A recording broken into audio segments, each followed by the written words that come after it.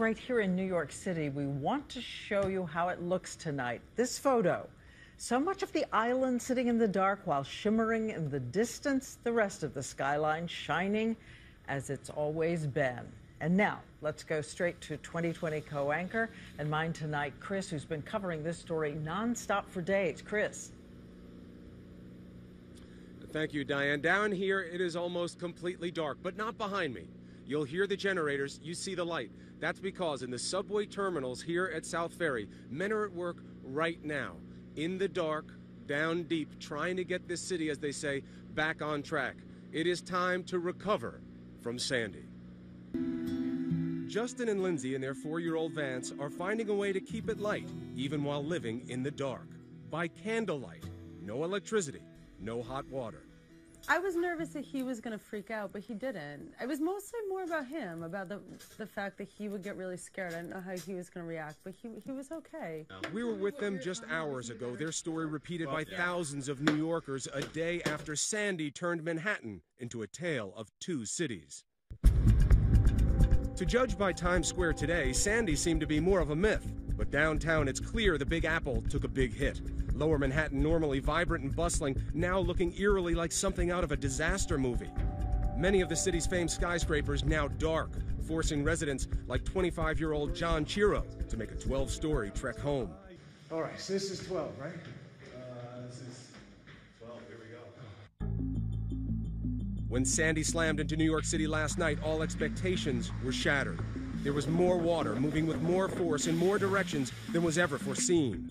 This is just unbelievable. We're downtown by the towers. The incredible record-setting 14-foot storm surge hit like a liquid fist, punishing Battery Park City, southern Manhattan. Sandy seemed to use darkness as deception. Black roads became black rivers, trapping those left behind, including us. We have found ourselves stuck on an island within an island. We were forced to hunker down in vehicles overnight. And it's not just the water. 70-mile-an-hour winds screamed through the city, collapsing this construction crane mounted on this midtown high-rise. Streets are closed all around, buildings evacuated. Even guests in the nearby luxury Parker Meridian Hotel had to find somewhere else to stay. Downtown, the wind ripped the entire facade off this building, exposing the apartments inside like a dollhouse. Oh my gosh, there's no walls for these apartments. Incredibly, no one was hurt.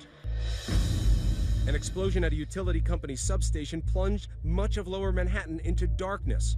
Today, almost 750,000 residents, no power. The storm virtually crippled one of the wealthiest and most powerful cities in the world.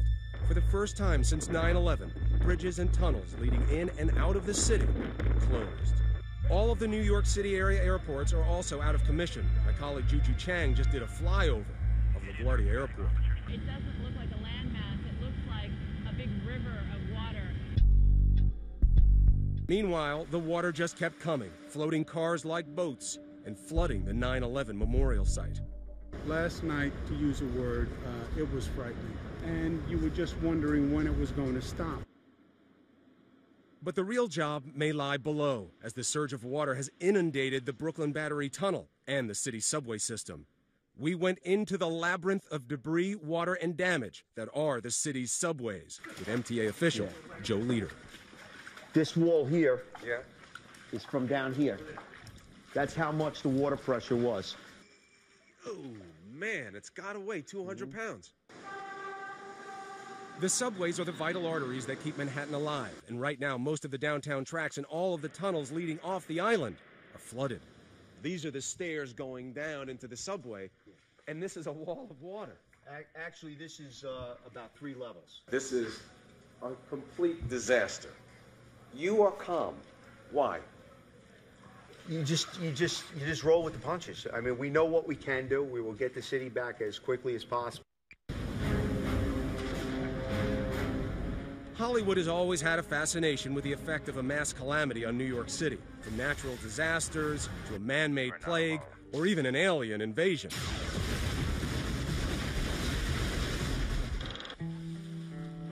While the aftermath of Sandy isn't quite as dramatic as that in the movies, make no mistake, Sandy will have a profound and lasting impact on the people of this city.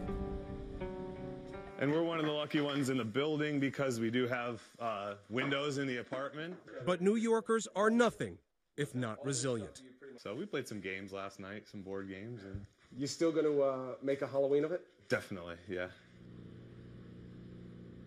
A lot of New Yorkers are hanging in there. They're doing their best. John is young. I remember 9/11. I remember being just streets away from where we were stranded when Sandy came. I remember the same sense of foreboding. We felt it in the people around us. But you know what? This was a different day. This morning, the water was gone. The things that we've lost, power, property damage, the lives we can never get back. But 9/11 gave us some perspective.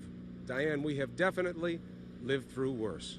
All right, Chris, and we will be back to you in just a moment. But as you well know, there are some towns in this storm vicinity that are really in a race against time, and it's happening right now. Rescuers still at work. So we want to take you to Seaside Heights, New Jersey. And ABC's Terry Moran made his way there, and he'll tell us what's going on right now. Terry. Diane, this is a nightmarish scene tonight as the dark and the cold come down on this classic Jersey Shore resort. In fact, a TV show has been filmed here. Now it lies stunned, eerily silent, overwhelmed by Sandy. We arrived just before dusk and canoed through the streets of this town. It was perfectly surreal, canoeing through block after block. But the real concern here, people. There are lots of people still here, stuck in Sandy. They decided to ride the storm out. People in wheelchairs we saw. We saw children here. And the evacuations have been going all day, but they are still stuck here, and they are scared because they smell gas in the air. There is fuel oil and gasoline on the floodwaters which extend across the town, and they have been told by the fire department, Diane, that there is, in fact, a chance that if something sparks back here, if something ignites, the whole town could blow. It is a dangerous and very difficult situation for, I would say, dozens, maybe scores of people left. Well, we're sure thinking of them tonight. And Terry, I know you're going to be right there covering this for ABC News throughout the night. And right now I'm here with ABC senior weather editor Sam Champion, who's been out in the storm as well all through this. And you have said over and over again, Sam, I've never seen anything like this before. Yeah, I haven't, Diane. And I've covered storms for probably 30 years now, and we have never seen a hybrid storm make a turn onshore. And that is why Sandy's extremes are so shocking. Hurricane Sandy took America on a roller coaster ride last night, a frightening, twisted ride we will not soon forget. Turning the streets of New York into something more like the canals of Venice. We are standing at the rolling water laps over the edge here. There's already a little white cap there. And giving us images of the Jersey Shore that remind us of the tsunami in Japan. But what made this hurricane so powerful? It's been called the perfect storm, or superstorm. To make it required unique elements, a trifecta of destruction.